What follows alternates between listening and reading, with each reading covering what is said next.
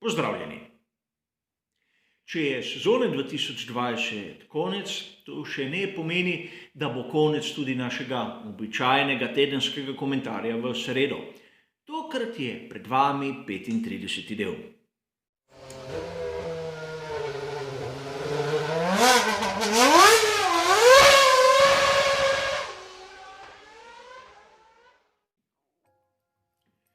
Tudi tokrat bomo skupaj obdelali vse tiste novice, katere se meni osebno zdijo zanimive in sem jih uredil v 4 ločene sklope.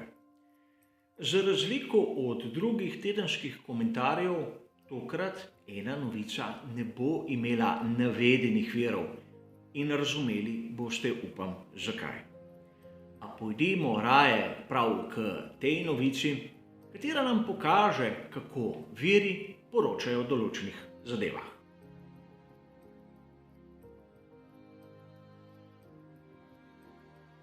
Novica je prišla v javnost včeraj zvečer, govorimo o 15. decembru. Namreč na uradni strani Twitterja ekipe Williams sem zasledil ta zapis, kateri je nekako sporočilo družine Franka Williamsa. Sporočajo nam, da Sir Frank Williams je bil sprejet na zdravljenje v bolnišnico, da je njegovo stanje stabilno in da njegovo zdravstveno stanje je njegova osebna zadeva. In mislim, da mi, navdušenci, se moramo s tem strinjati. Mnogi drugi viri so začeli povzemati ta zapis in lahko smo ga zasledili na raznih spletnih straneh. Tu bi rad poudaril 2 zadevi, kateri sta mi šli precej v nos in zaradi katerih vse te novice, katere smo lahko prebirali na raznih virih, si po mojem osebnem mnenju ne zaslužijo citata med viri. Namreč mnogi avtorji so poleg tega sporočila, katerega so navedli v večini primerov izjemno korektno, začeli razlagati svoji publiki, kdo sploh je Sir Frank Williams. In ne govorimo o nekih spletnih straneh, katere se ukvarjajo z dnevnimi novicami, govorimo o virih Formule 1. In mislim, da je vsakomur izmed nas jasno, kdo je Frank Williams in ne rabimo nikogar, da nam to razlaga. Še posebej ne na način, ko je njegov življenjepis skrajšan z velikimi luknjami in tudi kako netočnostjo.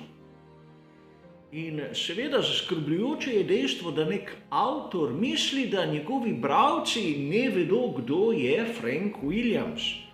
A to ni problem bralcev, temveč avtorja samega, kateri v preteklosti verjetno svojega dela ni opravil dobro. Razumem avtorje, da je malce kratek članek, če se samo prevede tisto, kar je družina Franka Williamsa zapisala, dobesedno. A treba je spoštovati njihovo voljo in dodajati neke na hitro skrpane življenjepise je vse prej kot primerno in seveda gre za moje videnje. Problem je tudi nekje drugje. Kolikor bi želeli kaj dodati in ne iti mimo tistega, kar nas pravzaprav naprošajo pri družini Williams, bi lahko dodali samo nekaj, kar pa skorajda nihče ni storil. Namreč osebne želje o hitrem izboljšanju zdravstvenega stanja in seveda povedati, da Sir Frank Williams jedel Formule 1 in da ga vsi mi navdušenci rabimo živega, čilega in zdravega, da nam bo svojo prisotnostjo in izkušnjami polepšal naslednje dirke. To bi bilo po mojem osebnem mnenju dovolj, a kaj, ker ga nisem zasledil.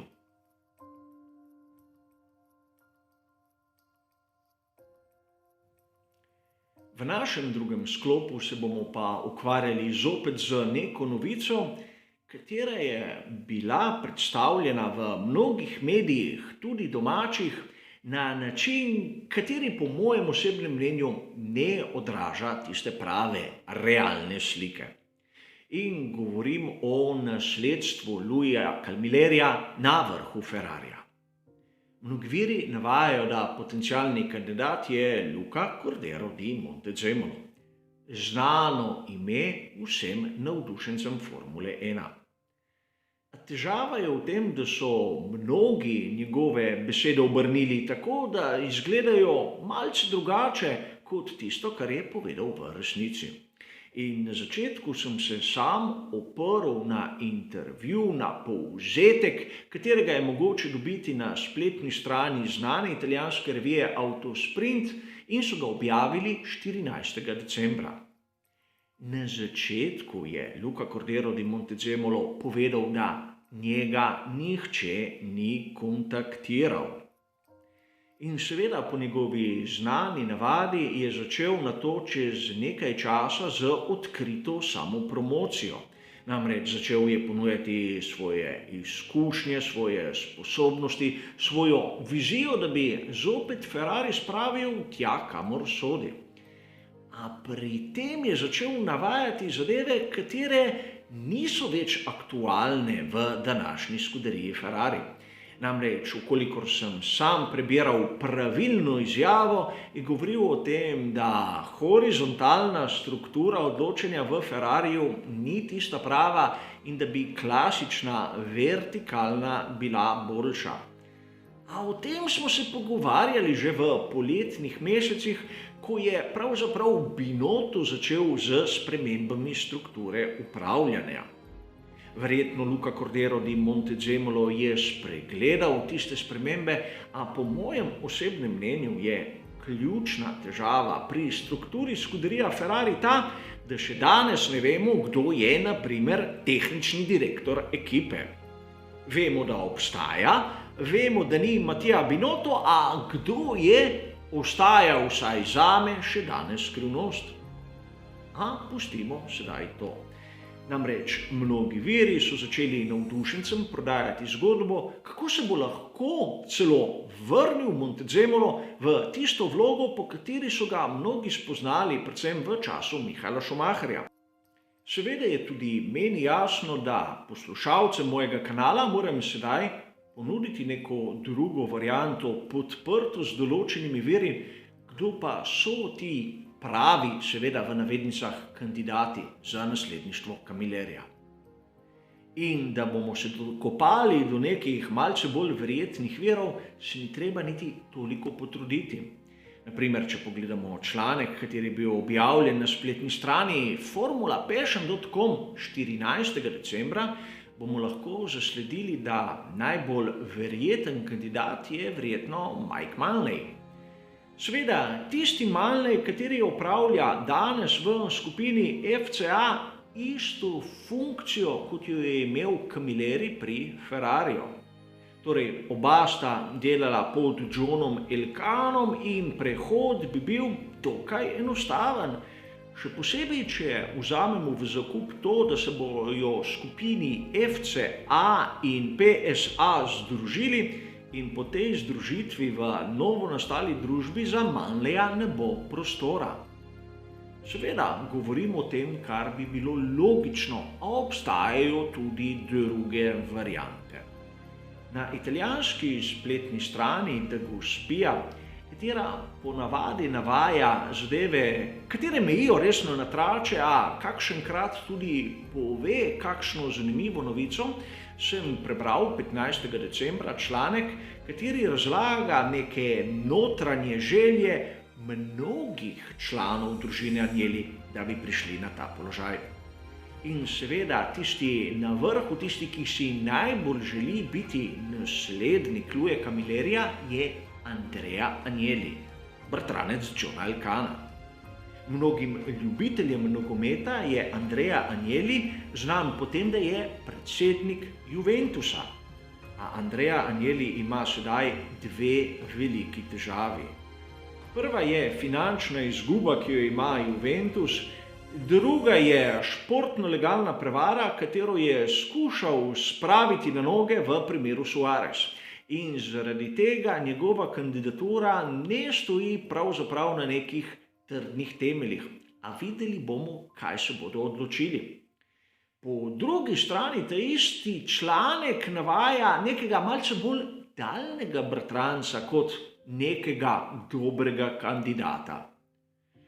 Govorimo o Alessandru Nasiju, malce manj znanem imenu, a kljub vsemu predstavniku kapitala, kateri obvladuje FCA in Ferrari.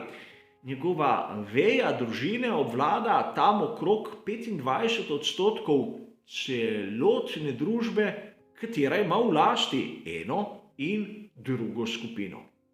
Seveda, videli bomo, kaj se bo zgodilo v prihodnosti, a treba je povedati, da Luca Cordero di Montezemolo še zdaleč ni tista optimalna rešitev, čeprav mnogi mediji to ponujajo navdušencev in navdušenci so zelo veseli, ko slišijo tisto ime.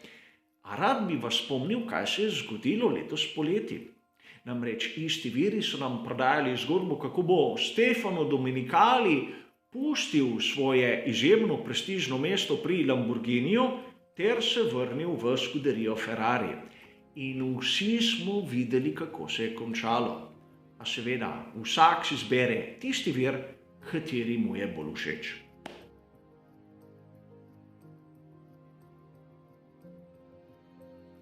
Prav danes, 16. decembra, smo lahko prebrali na spletni strani Sky Sports, da so pri skuderiji Alfa Tauri potrdili drugega voznika za sezono 2021 in nobeno presenečenje ni, da je to Tsunoda.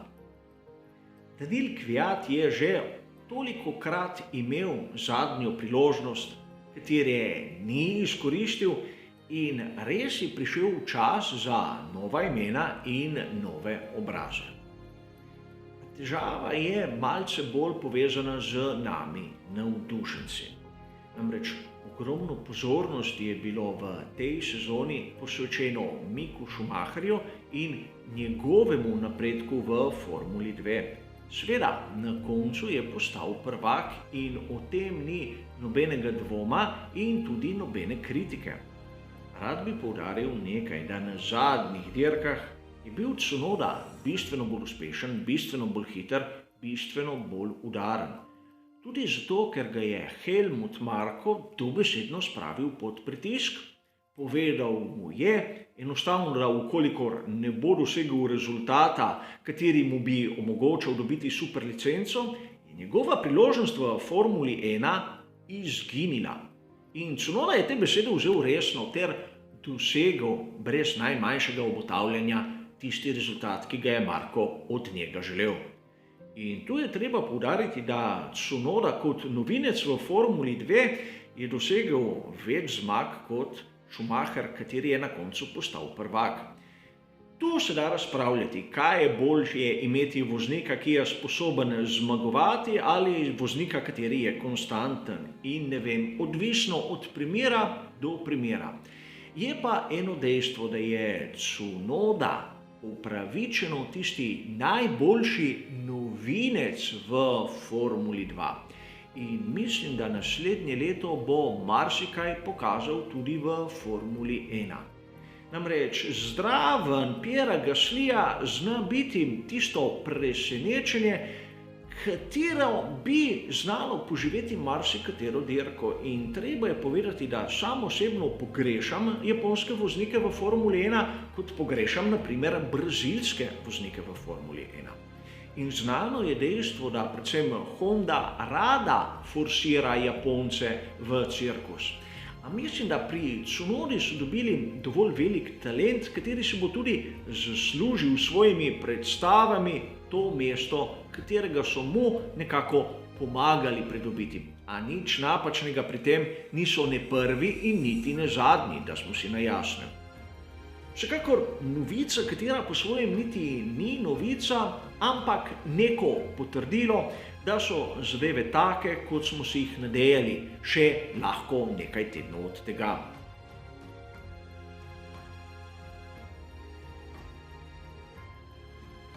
Na koncu se bomo ustavili še na tistem testiranju za mlade voznike, katero je povzročilo toliko polemik v prejšnjih tednih.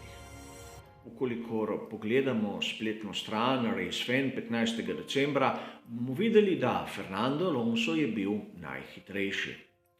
In tu marsikdo izmed vas bo opazil, da čas Fernanda Alonsa na tem testiranju je bil mnogo boljši od tistega, ki smo ga videli naprimer na kvalifikacijah za veliko nagrado Abu Dhabija. Treba je poudariti, da na testiranju so vozniki preizkušali svoje bolide čez dan, pri kvalifikacijah velike nagrade Abu Dhabija se je večerilo. Različne temperature, različni pogoji in tudi od tu lahko izhajajo različni časi. Seveda, videli smo Alonsa na prvem mestu, kar po sebi niti ni tako presenetljivo, kajti dvomim, da bi si lahko Renault privoščil drugačen rezultat od tega, moram priznati. Videli smo že prej omenjenega Tsunodo, kateri je bil izjemno visoko, in videli smo tudi že prej omenjenega Mika Schumacherja, kateri je bil na dnu. A tu bi rad nekaj poudaril. Gre za testiranja, kjer mi ne vemo programov, ki jih je imela določena ekipa, kaj so hoteli, kak material je bil na razpolago, kakšne so bile želje voznikov in seveda tistih, ki se ukvarjajo s stikom z javnostjo. Ne vemo niti količine goriva in še marsikaj drugega ne. Bilo je le testiranje, kjer rezultati sicer imajo neko veljavo, ampak ne preveč velike. Glavno je, da nismo videli velikih napak. A tu bi se rad ustavil pri neki drugi zadevi, tisti kontroverznosti vezani na prisotnost Fernanda Alonsa. Kajti za mnoge Fernando Alonso ni mlad voznik. In seveda, strinjam se po svoje, da Fernando Alonso ni mlad voznik. Ani niti Stoffel Vandoorne, Robert Kubica, Buemi in še bi lahko našteval. Treba je povedati, da mnogi vozniki, kateri so bili določen čas izven cirkus Formule 1, ne poznajo več, kaj pomeni biti v aktualnem, sodobnem bolidu. Manjka jim tistih občutkov in čeprav Fernando Alonso je talent in je hiter, tudi on potrebuje stik s tistim pravim bolidom in ne neko starejšo zadevo, katera lahko zapelje njegove občutke v čisto napačno smer. Mnogi so bili proti temu, posebej tisti vozniki, kateri so sedaj prisotni v Formuli 1 in bi to testiranje lahko nekako izkoristili za privajanje novim ekipam, kajti zamenjali so lahko tudi ekipo med tem časom. A mislim osebno, da to ne bi bilo fair, kajti oni vozijo aktualne bolide Formule 1 in so naredili na njih bistveno več kilometrov kot Fernando Alonso. A seveda dobijo se zmeraj kritiki, kateri menijo, da Fernando Alonso tu ne bi smel biti prisoten. A rad bi pa vprašal marsikoga izmed vas, kje so bili vsi ti kritiki, ko smo lahko gledali pred leti, naprimer Roberta Kubico, kako je testiral bistveno več od marsikaterega mladega voznika, preden se je vrnil v Williams. Seveda, status Roberta Kubice je pravzaprav podoben tistemu, ki ga ima Fernando Alonso. Namreč oba fizično sposobna, da nastopata v Formuli 1, oba sta bila oddaljena kar nekaj sezon iz svetovnega prvenstva Formula 1 in zakaj naj ne bi testirala. Seveda, rahlo kontroverzna tema, o kateri bi se dalo diskutirati in strinjam se, da imenovati tako testiranje kot preizkus mladih voznikov je vse prej kot primerno. A mislim, da so s tem izborom nekako ubrali neko srednjo pot, katera je po svojem tudi pravilna. A vseeno mislim, da smo videli, da Fernando Alonso je hiter in da z malo sreče v naslednji sezoni nam bo uživel, tako kot zna on, še marsikatero dirko. To je bila zadnja novica v tem 35. tedenskem komentarju. Hvala za vašo pozornost in seveda nasvidenje.